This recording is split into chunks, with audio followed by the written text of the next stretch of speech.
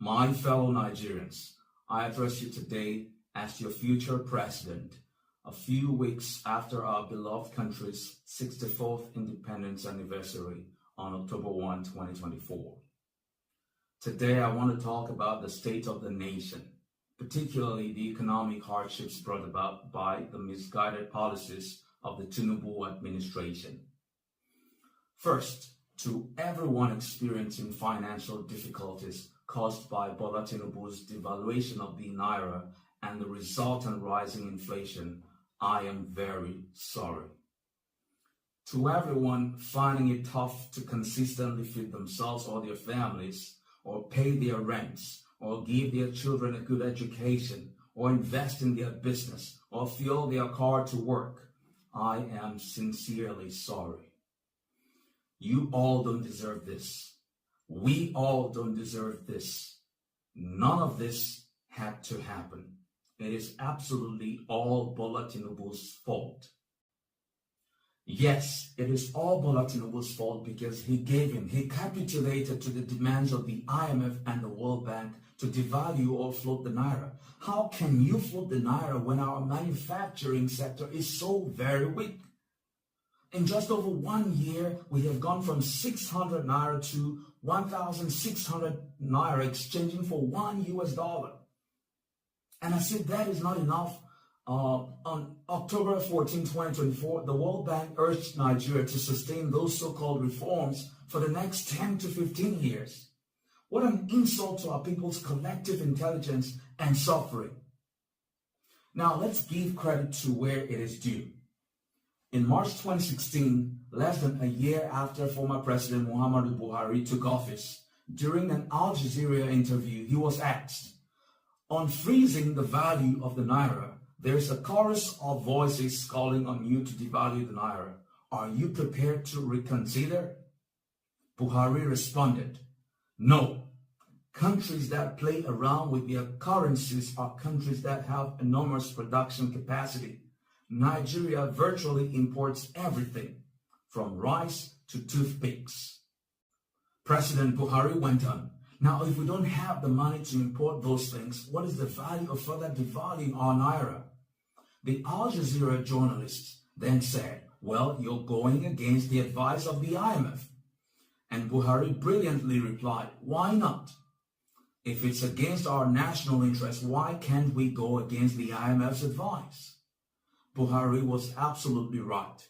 Our government should not punish us with a greatly devalued Naira because of its failure to diversify the economy and industrialize over several decades.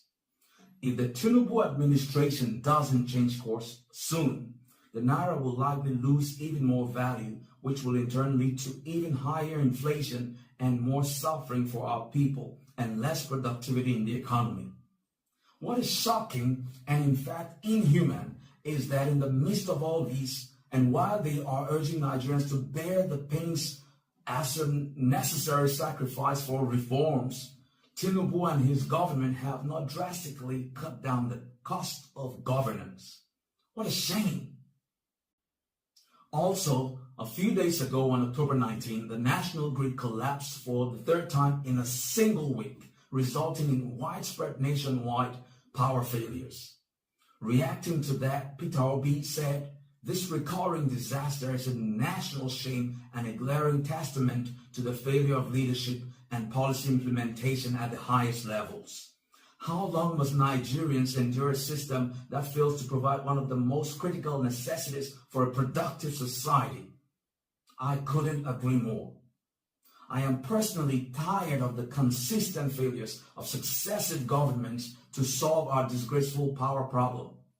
I am tired of all the assurances, plans and promises and all whatnot that have not translated into 24-hour uninterrupted power supply all over Nigeria.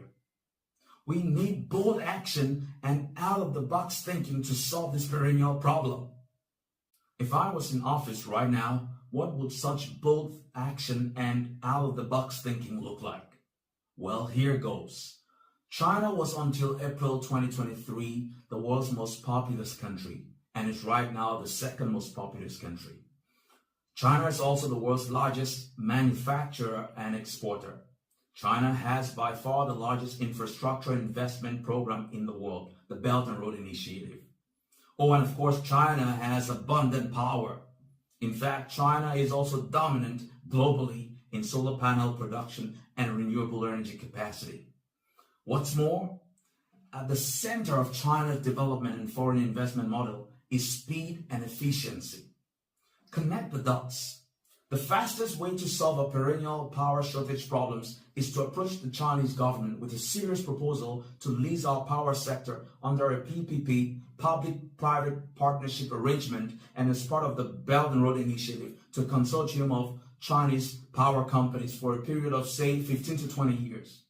Within a year or so of the deal, I can guarantee that we will have 24-hour uninterrupted power supply. We simply cannot overemphasize how much we need stable power supply in Nigeria.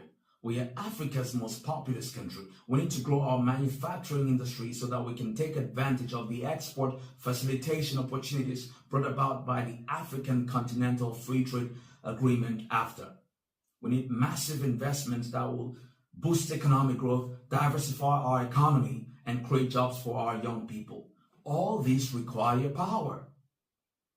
Besides power, we also need to significantly improve on our public security. That is why, as I publicly said years ago, I totally support calls for the creation of state and local police. Hopefully, this will be one of the outcomes of the ongoing constitutional amendment process at the National Assembly. That said, it has, however, not all been doom and gloom since Tinubu took office in very controversial circumstances following the rigged presidential election of 2023. A handful of his ministers have done and are doing well and deserve commendation for that.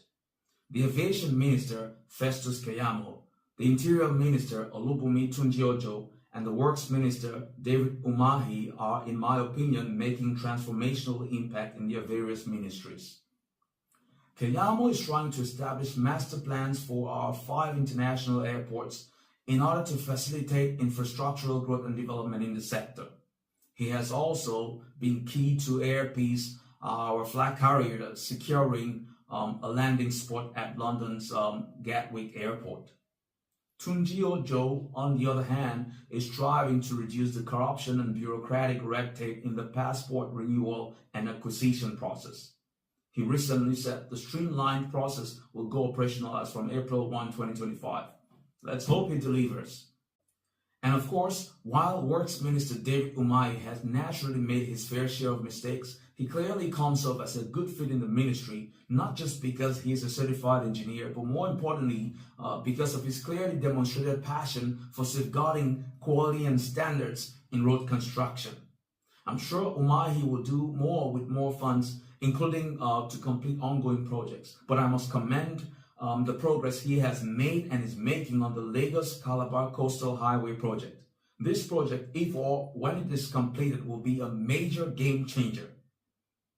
Yusuf Tugar, the Foreign Minister, and Bosun Tijani, the Innovation and Digital Economy Minister, also deserve commendable mentions.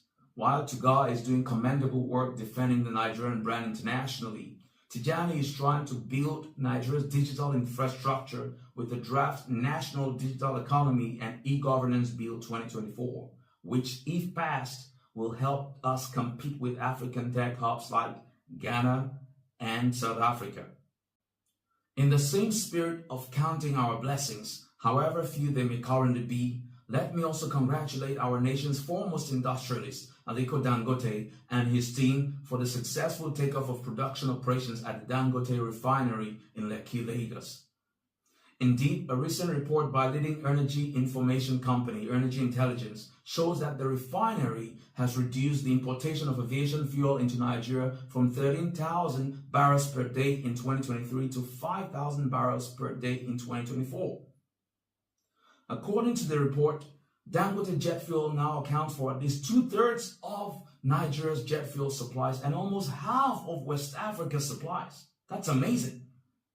Similarly, in OPEC's 2024 World Oil Outlook 2050, it is said that the Dangote refinery is one of 2 new refineries, the other one being in Mexico, that will profoundly transform the fuel markets in Africa, Latin America, and beyond, and challenge the dominance of European and American refineries.